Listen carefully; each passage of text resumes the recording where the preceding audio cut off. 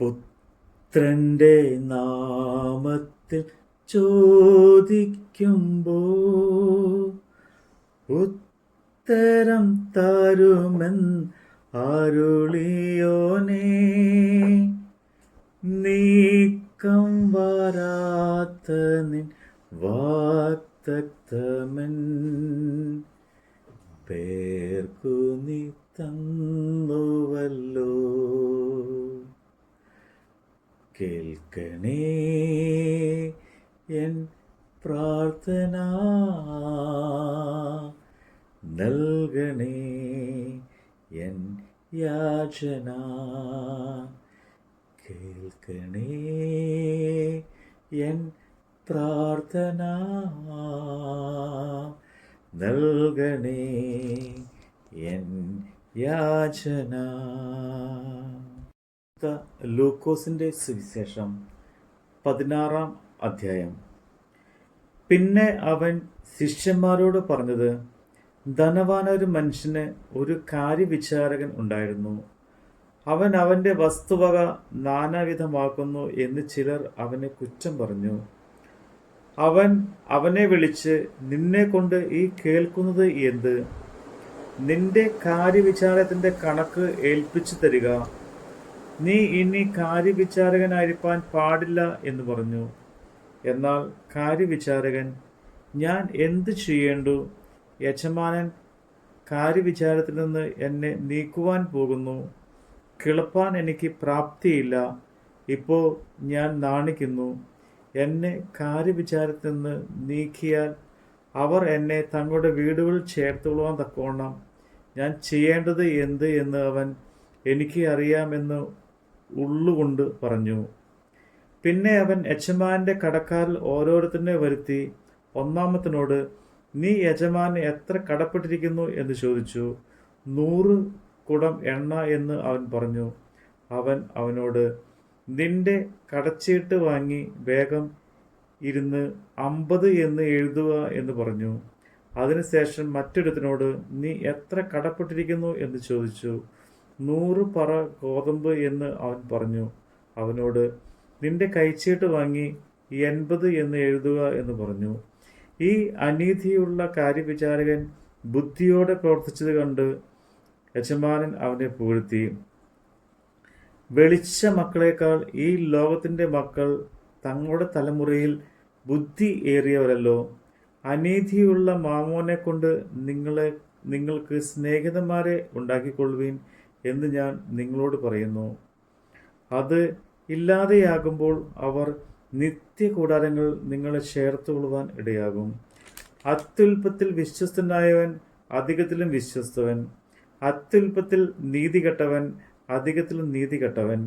നിങ്ങൾ അനീതിയുള്ള മാമോനിൽ വിശ്വസ്തരാകുകയില്ല എങ്കിൽ സത്യമായത് നിങ്ങളെ ആര് ഭരമേൽപ്പിക്കും? അന്യായമായതിൽ വിശ്വസ്തരാകുന്നില്ല എങ്കിൽ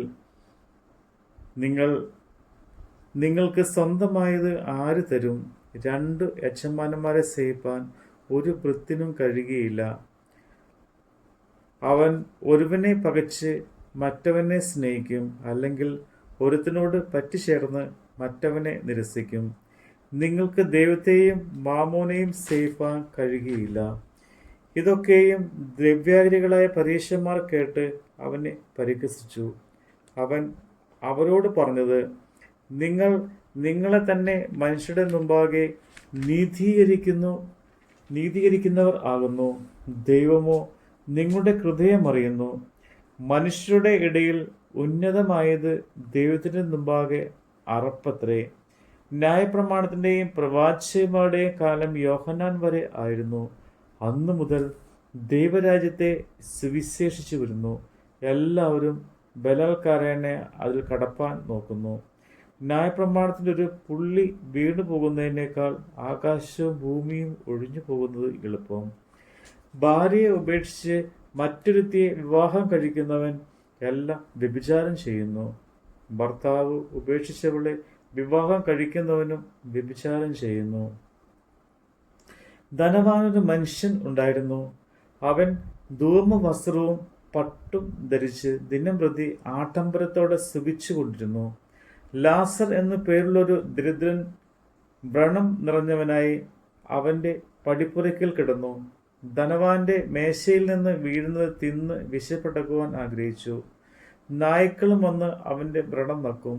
ആ ദരിദ്രൻ മരിച്ചപ്പോൾ ദൂതന്മാർ അവനെ അബ്രഹാമിൻ്റെ മടിയിലേക്ക് കൊണ്ടുപോയി. ധനവാനും മരിച്ചു അടക്കപ്പെട്ടു. പാതാളത്തിൻ്റെ യാതന അനുഭവിക്കുമ്പോൾ മേൽപോട്ട് നോക്കി ദൂരത്തു നിന്ന് അബ്രഹാമിനെയും അവൻ്റെ മടിയിൽ ലാസറിനെയും കണ്ടു. അബ്രഹാം പിതാവേ, എന്നോട് കനിവുണ്ടാകണമേ. ലാസർ വിരലിൻ്റെ അറ്റം വെള്ളത്തിൽ മുക്കി എൻ്റെ നാവിനെ തണുപ്പിക്കേണ്ടതിന് അവനെ അയക്കണമേ. ഞാൻ ഈ ജ്വാലയിൽ കിടന്ന് വേദന അനുഭവിക്കുന്നു എന്ന് വിളിച്ചു പറഞ്ഞു. അബ്രഹാം, മകനെ, നിന്റെ ആയുസ്സിന് നീ നന്മയും ലാസർ അവണ്ണം തിന്മയും പ്രാപിച്ചു എന്ന് ഓർക്കുക. ഇപ്പോൾ അവൻ ഇവിടെ ആശ്വസിക്കുന്നു, നീയോ വേദന അനുഭവിക്കുന്നു. അത്രയുമല്ല, ഞങ്ങൾക്കും നിങ്ങൾക്കും നടുവേ വലിയൊരു പിളർപ്പുണ്ടാകിയിരിക്കുന്നു. ഇവിടെ നിന്ന് നിങ്ങളുടെ അടുക്കൽ കടന്നു വരുവാൻ ഇച്ഛിക്കുന്നവർക്ക് കഴിവില്ല. അവിടെ നിന്ന് ഞങ്ങളുടെ അടുക്കലേക്ക് കടന്നു വരുവാനും പാടില്ല എന്ന് പറഞ്ഞു. അതിന് അവൻ, എന്നാൽ പിതാവേ, അവനെ എൻ്റെ അപ്പൻ്റെ വീട്ടിൽ അയക്കണമെന്ന് ഞാൻ അപേക്ഷിക്കുന്നു. എനിക്ക് 5 സഹോദരന്മാരുണ്ട്. അവരും ഈ യാതനാ സ്ഥലത്ത് വരാതിരിപ്പാൻ അവൻ അവരോട് സാക്ഷ്യം പറയട്ടെ എന്ന് പറഞ്ഞു. അബ്രഹാം അവനോട്, അവർക്ക് മോശയും പ്രവാചകന്മാരുമുണ്ടല്ലോ, അവരുടെ വാക്ക് അവർ കേൾക്കട്ടെ എന്ന് പറഞ്ഞു. അതിന് അവൻ, അല്ലല്ല അബ്രഹാം പിതാവേ, മരിച്ചവരിൽ നിന്ന് ഒരുത്തൻ എഴുന്നേറ്റ് അവരുടെ അടുക്കൽ ചെന്നു എങ്കിൽ അവർ മാനസാന്തരപ്പെടും എന്ന് പറഞ്ഞു. അവൻ അവനോട്, അവർ മോശയുടെയും പ്രവാചകന്മാരുടെയും വാക്ക് കേൾക്കാഞ്ഞാൽ മരിച്ചവരിൽ നിന്ന് ഒരുത്തൻ എഴുന്നേറ്റ് ചെന്നാലും വിശ്വസിക്കുകയില്ല എന്ന് പറഞ്ഞു. നമ്മുടെ കർത്താവിൻ്റെ വചനമാണ് നമ്മൾ കേട്ടത്. ജനമെന്നാത്മാവിൻ ദാഹം തീർപ്പാൻ അരുളുക ദാസരിൽ വരമധികം. പകരുക ആത്മാവിൻ തിരുശക്തിയാ, നിറയുവാൻ നിഞ്ചനങ്ങൾ. കേൾക്കണേ എൻ പ്രാർത്ഥന,